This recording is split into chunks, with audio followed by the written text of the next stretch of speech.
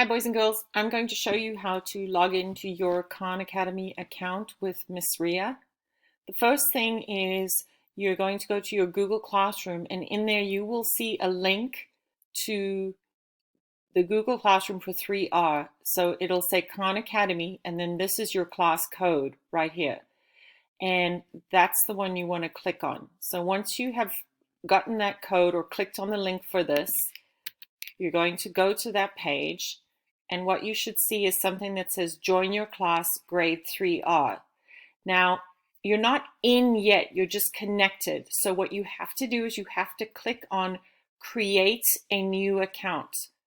All right, you'll only have to do this one time, and then after that you will click on log in to your existing account. But for the very first time, you have to create a new account. So you'll click on that, and then you're going to put your month, your day, and the year of your birth.